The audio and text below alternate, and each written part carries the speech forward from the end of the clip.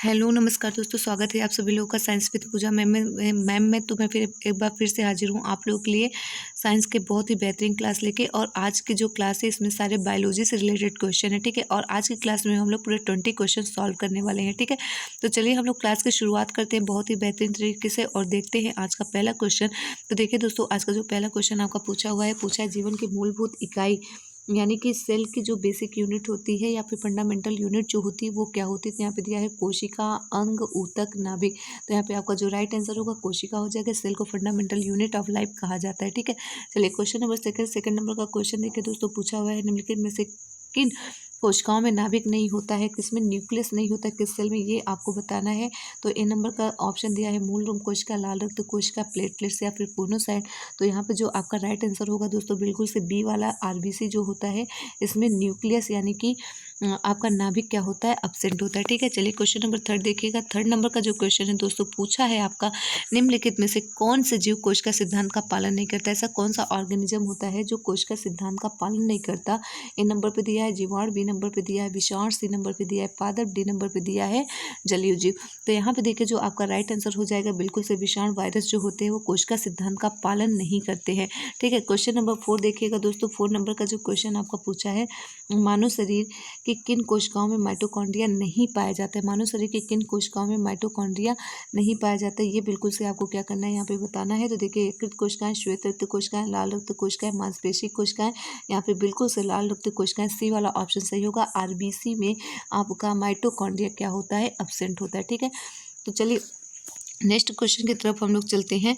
Next question 5 number का जो पूछा है दोस्तों, आपका पूछा गया है कि पौधे व पेड़ मतलब पौधे जो होते हैं वो अपना फूड कैसे प्रिपेयर करते हैं, किस प्रोसेस के थ्रू प्रिपेयर करते हैं। दिया कार्बोहाइड्रोलिसिस के थ्रू, मेटाबॉलिक सिंथेसिस के थ्रू, फोटोसिंथेसाइजेशन या फोटोसिंथेसिस। तो यहाँ पे आपका फोटोसिंथेसिस सबको पता है, यहाँ पे फोटोसिंथेसिस आपका क्या हो जाएगा, राइट आंसर हो जाएगा। 6 नंबर का क्वेश्चन देखिएगा दोस्तों। 6 नंबर का जो क्वेश्चन पूछा है, रुधिर एवं लसिका किस प्रकार के ऊतक है। रुधिर और लसिका किस प्रकार के ऊतक है। तरल संयोजी ऊतक, कंकाल ऊतक, वास्तविक संयोजी ऊतक, सघन संयोजी ऊतक।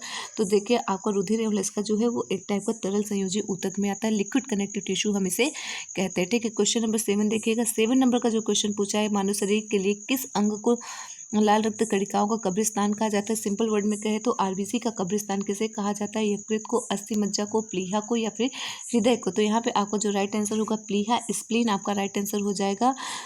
स्प्लीन को क्या कहा जाता है, कब्रिस्तान कहा जाता है, किसका, आरबीसी का, ठीक है। दूसरी वाला ऑप्शन यहाँ पे आपका सही होगा। 8 नंबर का क्वेश्चन देखेगा। 8 नंबर का जो क्वेश्चन आपका पूछा है, निम्नलिखित में से जंत ऊतक का एक प्रकार है। तो दिया है उपकला ऊतक, संयोजी ऊतक, पेशी ऊतक या फिर ये सभी। तो यहाँ पे आपका डी वाला ऑप्शन सही होगा।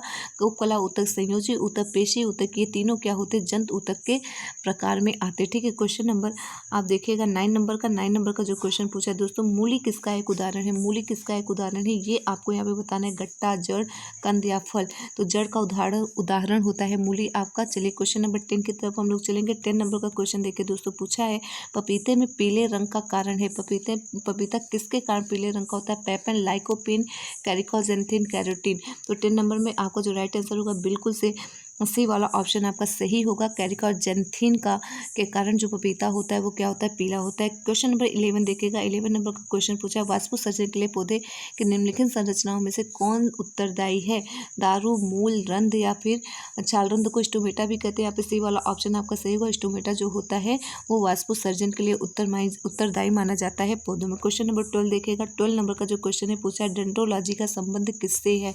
डेंड्रोलॉजी का संबंध किससे है, ये आपको बताना है। पुष्पों के अध्ययन से, वृक्षों के अध्ययन से, झाड़ियों के अध्ययन से, पौधों के अध्ययन से। यहाँ पे बी वाला ऑप्शन सही होगा, वृक्षों के अध्ययन से संबंध है डेंड्रोलॉजी का। क्वेश्चन नंबर 13 देखेगा। 13 नंबर का जो क्वेश्चन पूछा है, निम्नलिखित में से कौन सी फसल मृदा को नाइट्रोजन से परिपूर्ण कर देती है। तो यहाँ पे दिया आलू, सोरगम, सूरजमुखी या फिर मटर। मटर यहाँ पे आपका राइट आंसर होगा। डी वाला ऑप्शन दोस्तों यहाँ पे आपका बिल्कुल से क्या हो जाएगा, राइट होगा।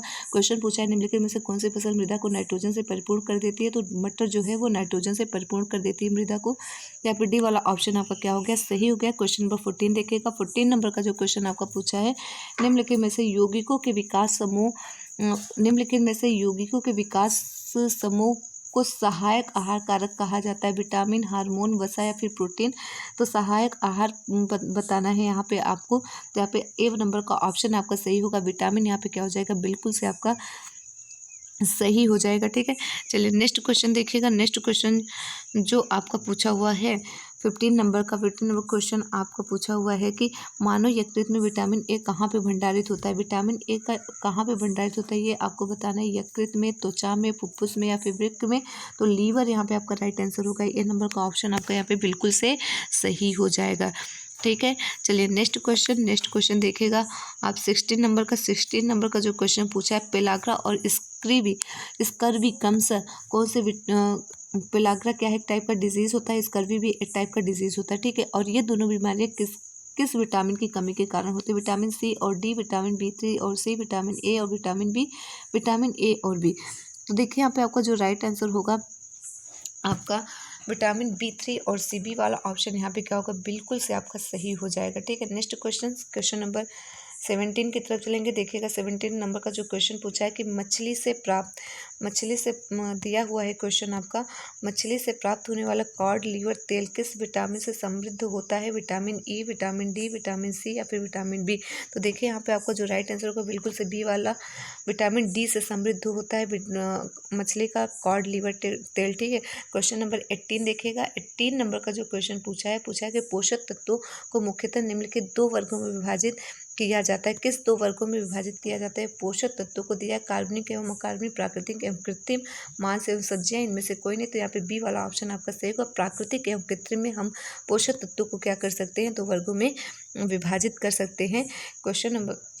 यहाँ पे आपका जो राइट आंसर होगा 18 का वो होगा आपका ए नंबर का ऑप्शन सही होगा। कार्बनिक एवं अकार्बनिक में हम पोषक तत्वों को क्या कर सकते हैं, विभाजित कर सकते हैं। ठीक है, नेक्स्ट क्वेश्चन देखिएगा।